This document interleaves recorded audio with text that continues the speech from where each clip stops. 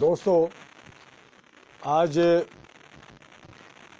19 दिसंबर और आज का हमारा कोर्स है relationship based on falsehood are like horses build with their foundation on mood.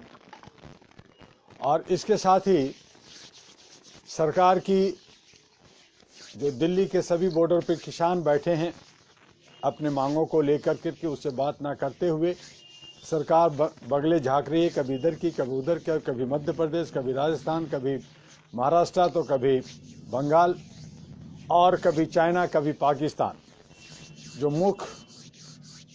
जो मेन मुद्दा है उस मुद्दे से भटकाने के लिए और लोगों को गुमराह करने के लिए सरकार जो है गलत रास्ते को अपना रही है। मुझे नहीं समझ में आता कि ये सरकार जो है जनता की है या किसी व्यक्ति विशेष का। ये तो आप जाने, चूँकि आपने वोट दिया है और ये 31% वोट लेकर करके 70% पर शासन कर रहे हैं और जो मर्जी इनकी मर्जी। बहुत सारे अच्छी बातें जिसे हम लोग एक्सेप्ट करते हैं, मानते हैं, लेकिन बहुत सारी ऐसी बातें जो जनहित में जनता के द्वारा जनता से पूछ करके होनी चाहिए, जो नहीं होती। और इस तरह से हमारे कई किसान की मौत हो गई है, कुछ लोगों ने आत्महत्या किया है और ये लगातार शांति प्रिय तरीके से आंदोलन चल रहा है। लेकिन इसे जो है आग में झोंकने का काम सरकार के जो है टीम, जो अनभक्त लोग हैं, जो मीडिया हैं, मीडिया के पास भी सिर्फ जो है चाइना, पाकिस्तान और इधर उधर की न्यूज़ दिखाने के अलावा उनके पास और कुछ नहीं दिख रहा कि ये आज हमारे किसान, आज हमारे जो आंदोलनकारी हैं, चाहे वो किसान हो, चाहे नौजवानों की बेरोजगारी से समस्या हो, चाहे हमारे जवानों की समस्या हो, चाहे महिला की समस्या हो, उन समस्याओं को न दिखाते हुए, जो लोग काम कर रहे हैं उनको न दिखाते हुए सिर्फ इधर उधर की बगले झाँक करके अपनी जो है खिसियानी बिल्ली खंबा नोचे वाली बातें करते जा रहे हैं। तो ये ठीक नहीं है और मैं इसका विरोध करता हूं। All India human rights association और अहरा नेशनल पार्टी तहे दिल से अन्नदाता किसान के साथ है और उसके आंदोलन को सहयोग कर रहा है। आप सभी भी जो जहां जैसा हो वैसा सहयोग करें और कोई भी समस्या ना हो, शांति प्रिय रह करके लोग घरों में जाएं, खेतों में जाएं, काम करें। उनकी जो बातें हैं वो सरकार समझे और उसको दूर करने की जो है रास्ता निकालें। यही मांग को करते हुए जो हमने बार बार कहा कि मानवाधिकार और भ्रष्टाचार, जिसकी किताब की मैं कोर्स लगातार पढ़ रहा था, आज हम आपको ये भी बता दें कि भ्रष्टाचार की वजह से न सिर्फ हमारा समाज पे ऊपर असर पड़ रहा है, न सिर्फ नौजवानों पे असर पड़ रहा है, न सिर्फ देश और समाज पे पड़ रहा है, बल्कि प्रकृति भी हमसे बदला लेती है। क्योंकि अगर हम गलत तरीके से जा रहे हैं तो उसका असर कमोबेश सभी जगह पड़ता है। एक हमने किताब पढ़ी थी, उसमें है थी एक जगह जहां इटली के पास में एक शहर था बहुत ही, लेकिन वहां व्यभिचार और गलत काम कर रहे थे और वहां जो है प्रकृति ने उसे पूरा का पूरा शहर को ख़त्म कर दिया था। और आज भी वहां कुछ अवशेष मानव जो हैं वो पत्थर के रूप में वहां मिल रहे हैं। और इसी तरह से और बहुत सारे युगों में ऐसा कुछ होता रहा और लगातार हो रहा है। आज हम लोग एक साल से ऊपर हो गया, हम कोरोना के ये जो प्राकृतिक मार से ही हम लोग जो है मास्क पहन रहे हैं, हम लोग जो है डिस्टेंस दूरियां बना करके रह रहे हैं और अपने आप को सेव करने के लिए है। लेकिन अगर प्रकृति जिस वक्त चाहे, जैसा चाहे, वो 1 मिनट नहीं, पलक झपते ही सब कुछ समाप्त कर सकती है। इसे लोग, जनता या हमारी जो है मानव नहीं समझती, मानवीय मूल्यों को नहीं समझती और वो अपनी धुन में जीना चाहती है। जबकि जीवन जो है एक सीमित दायरे तक है, उसे कोई ठुकरा नहीं सकता। अगर जीवन है तो मृत्यु भी है और उस मृत्यु को समझते हुए हमें इसे जो है आपस में प्रेम मोहब्बत के साथ रहना चाहिए। इसे नहीं समझते तो आज हमारे प्रकृति ने, चाहे वो अतिवृष्टि हो, अनावृष्टि हो, वृष्टि हो, ये सारी चीज़ें जो हमारे बीच में होती है उसको लोग नहीं समझते और अपने धुन में अपने तरीके से वो जीते रहते हैं। तो ये सब प्रकृति की क्रूरता का नतीजा है। प्रकृति जब रौद्र रूप धारण कर लेती है तो चारों तरफ महाविनाश दिखने लगता है। आज चोरी से जंगलों की कटाई हो रही है। जंगलों की कटाई बगैर वन विभाग के कर्मचारी की मिलीभगत से नहीं हो सकती। देश में जंगल के जंगल साफ होते जा रहे हैं। जंगली जीवों को रहने के लिए पर्याप्त जगह ही नहीं बची है। चाहे वह चीता हो, तेंदुआ हो या अन्य तरह के जंगली जानवर, सब भागकर मैदानी क्षेत्रों में दिखाई पड़ने लगे हैं। कुछ कार्य तो चोरी से हो रहा है, कुछ कार्य सरकारों की नादानी व अल्पज्ञता की वजह से हो रहा है। नदियों पर बांध बनाना आज वक्त की ज़रूरत है, परंतु उसका कितना बुरा प्रभाव प्रकृति पर पड़ेगा इसका आकलन नहीं किया जा रहा है। दूसरी तरफ समुद्र का दोहन बुरी तरह से हो रहा है। समुद्री जीव और समुद्र में रहने वाले दुर्लभ प्रणाली पर भी कहर बरपाया जा रहा है। समुद्र के अंदर खुदाई हो रही है। भारी पनडुब्बी और जलयानों से भी समुद्री जंतुओं को भारी नुकसान हो रहा है। यह प्रकृति के साथ घोर अन्याय है। ऋतु परिवर्तन भी अब समय पर नहीं होता। असमय बारिश होती है। जब बारिश की आवश्यकता होती है तब सूखा पड़ जाता है। जब बारिश नहीं होती उस समय भारी बारिश से चारों तरफ तबाही मच जाती है। इससे भी भ्रष्टाचारियों का हाथ है। पेड़ों की कटाई से पर्यावरण पर बुरी तरह से असर पड़ता है, जिसकी वजह से प्रकृति का संतुलन बिगड़ जाता है।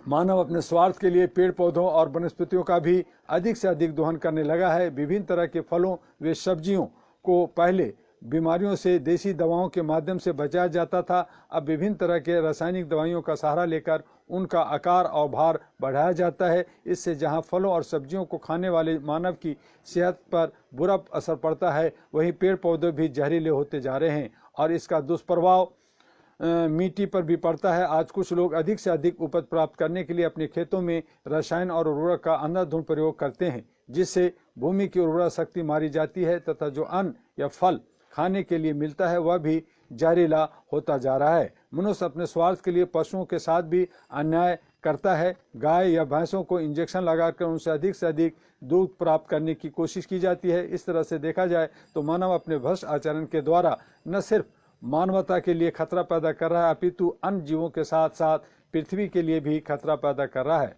हर चीज के लिए कानून बनाया गया है। इसमें पेड़ों को न काटने के लिए निर्देश हैं। पेड़ काटने वालों को कड़ी सजा का प्रावधान है। इसी तरह से प्रकृति को नुकसान पहुंचाने वालों के लिए भी कानून बनाया गया है, परंतु भ्रष्टाचार के माध्यम से लोग तमाम नियमों और कानूनों का उल्लंघन करके अपना उल्लू सीधा करते हैं। जंगली पशुओं को मारकर उनकी खालें बेची जाती है। हाथी को मार दिया जाता है और उसके दांत को बेचकर लोग अपनी तिजोरी भर रहे हैं। उसी तरह से शेर और चीते की खालों के लिए लोग जानवरों का शिकार करते हैं। इन जंगली जीवों के न रहने पर भी प्रकृति में असंतुलन पैदा होता है। आज विभिन्न तरह के पक्षियों की प्रजातियां भी विलुप्त हो चुकी हैं। इसके कारण सिर्फ यह है कि मनुष्य अंधाधुंध ढंग से रसायन और उर्वरकों का प्रयोग करता है, जिसका प्रभाव इन पक्षियों पर पड़ता है। मानव के दुष्कर्मों का फल पशु पक्षी के साथ साथ कीड़े मकोड़ों भी भुगत रहे हैं। मनुष्य की लालसा दिनों दिन बढ़ती जा रही है। उसके लालच का कोई अंत नहीं है। अपनी इस इच्छा को पूरा करने के लिए वह कुछ भी करने को तैयार है। इसके लिए वह यह नहीं देखता कि वह किस तरह का आचरण कर रहा है। यह सब छोटी छोटी बातें आगे बढ़कर बहुत बड़ा खतरा बन जाती है। आज मनुष्य की सोच अपने सुख और लालसा की तृप्ति के लिए इतनी आगे बढ़ चुकी है कि उसे पीछे लौटना या समन होना मुश्किल लगता है। इसी तरीके से लोगों का प्रकृति के बारे में भी आकलन हो गया है। अब लोग प्रकृति के साथ भी क्रूरता करने लगे हैं। मानव जिस तरह से प्रकृति के साथ क्रूर व्यवहार कर रहा है, उसी तरह प्रकृति भी मानव को उपहार स्वरूप चीजें दे रही है। यह बात सिर्फ हिंदुस्तान में ही लागू नहीं होता।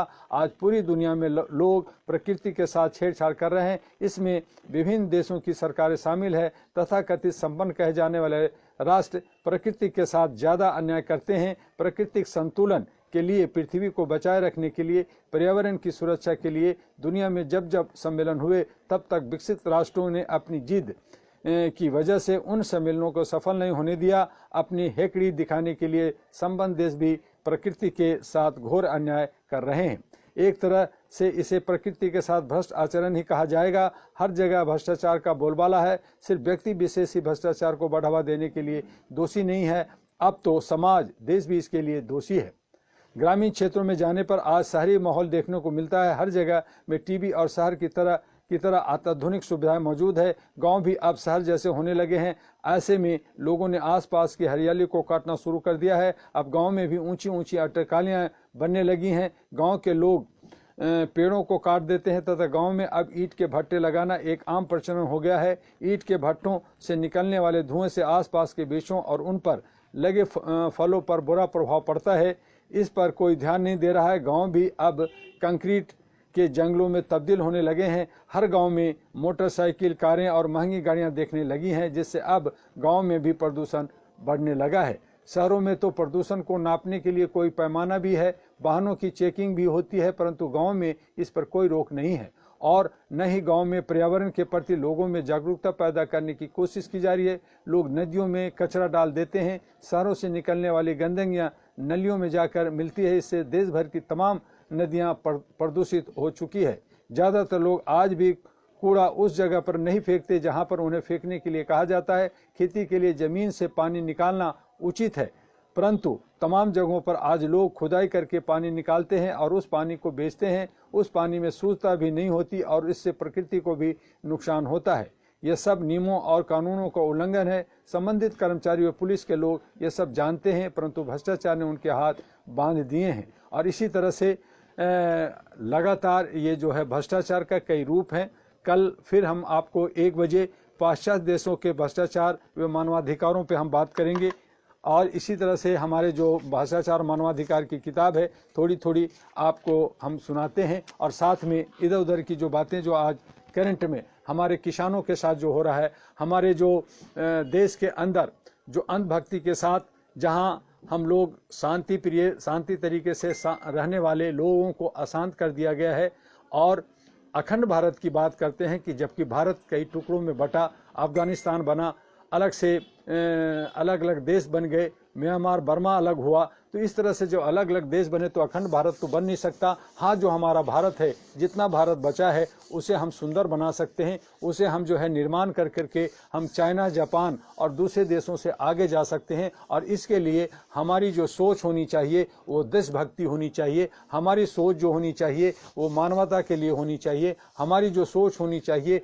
वो एकता अनेकता में एकता का होना चाहिए और अगर हम इस तरह की सोच बना करके आगे बढ़ेंगे, अपने देश के लिए मर मिटने के लिए, अपने देश के लिए जो कुर्बान जो हमारे जो पूर्वज हुए, जो हमारे देश की आज़ादी में, जो हमारे अंग्रेजों को भगाने में, मुगलों को भगाने में और समाज सुधारक जितने लोग हैं वो सभी लोग मिल कर करके एकजुट हो कर करके समाज और देश को आगे बढ़ाने के लिए सोचें, तो आने वाले जनरेशन जो हमारे बच्चे हैं वो जो है बेहतर भारत को देखेंगे और भारत जो है बहुत ही खूबसूरत होगा और पूरे दुनिया को ये जो है एक दशा और दिशा दिखा सकता है। इन्हीं शब्दों के साथ आज बस इतना ही। कल फिर हम आपसे 1 बजे फेसबुक पर ह्यूमन राइट्स अहरा पे जाकर के आप देखिए, उसमें हमारे भी फ़ोटो भी लगे हुए हैं, तो उस पे जो है आप उस पे उसको फॉलो कीजिए, सब्सक्राइब कीजिए और अपनी भाषा में इसे और आगे बढ़ाइए। मानवता को आगे बढ़ाना हमारा हम सब का कर्तव्य है और इसीलिए ह्यूमन चैन, मानव चैन हम लोग कहते हैं कि एक आदमी को जोड़ो, एक दूसरे को जोड़ करके अपनी संख्या भी बढ़ाइए, अपना वंश भी बढ़ाइए और इस तरह से हम लोग जो है एक ह्यूमन चैन बना करके अहरा को मजबूत करेंगे, अपनी मानवता को, अपनी सोच को मजबूत करेंगे और भारत में ही नहीं बल्कि पूरे विश्व में हम लोग मानवीय मूल्यों के लिए काम करें। Save life of human of earth पे हम लोग काम करें। जय हिंद, जय भारत, नमस्कार।